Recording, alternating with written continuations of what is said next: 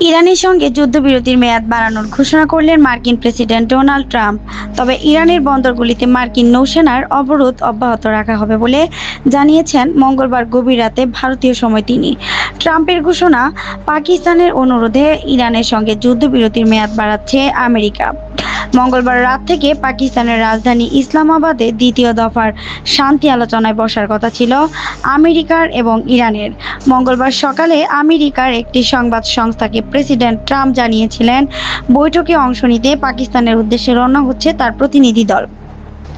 কিন্তু দুপুরে আমেরিকার অন্য একটি সংবাদ মাধ্যমে দাবি করে ভাইস প্রেসিডেন্ট জেডি ভ্যান্স এবং তার দলবলের পাকিস্তান সফর পিছিয়ে গিয়েছে। এরপরে রাতের সমাজ মাধ্যমে ট্রাম্প লিখেছেন, যুদ্ধবিরতি নিয়ে ইরান সরকারের অন্দরে গুরুতর মতবিরোধ চলছে।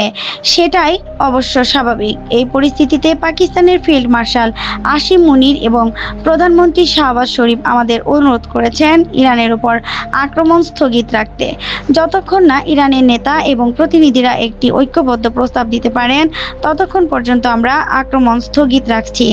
তবে এরপরে ট্রাম্প জানান, হরমুজ প্রণালীকে ঘিরে নৌ অবরোধ চলবে।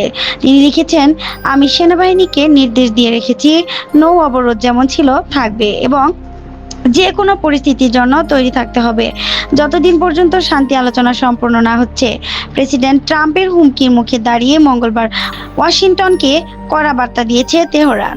পাকিস্তানে নিযুক্ত ইরানের রাষ্ট্রদূত রেজা আমিরি মেঘাদাম সমাজ মাধ্যমে ব্রিটিশ সাহিত্যিক জেন অস্টিনের লেখা প্রাইড অ্যান্ড প্রেজুডিস এর প্রথম কয়েকটি লাইনের সুরে তিনি লিখেছেন, একটি সমৃদ্ধ সভ্যতার কোনো দেশ কখনোই হুমকির মুখে পড়ে আলোচনায় বসবে না। এটি একটি সর্বজন স্বীকৃত সত্য। সেই সঙ্গে তার বার্তা বৈদেশিক চাপের মুখে নতি স্বীকারের বিষয়টি যে ইসলামী মূল্যবোধের সঙ্গে খাপ খায় না। প্রসঙ্গত, ইসলামাবাদে গত সপ্তাহে আমেরিকা এবং ইরানের মধ্যে প্রথম দফার বৈঠক হতে গিয়েছে, কিন্তু সেই বৈঠক ফলপ্রসূ হয়নি। বেশ কয়েকটি বিষয়ে ইরান আমেরিকার প্রস্তাবে রাজি না হওয়ায় সেই বৈঠক ভেঙে ভেস্তে গিয়েছে বলে দাবি আমেরিকার। যদিও ইরান তখন পাল্টা দাবি করে, আমেরিকার সদিচ্ছার অভাবেই বৈঠক শেষ মুহূর্তে অসীমাংসিত থেকে গিয়েছে। তার মধ্যেই দ্বিতীয় দফার বৈঠকের প্রস্তুতি চলছে।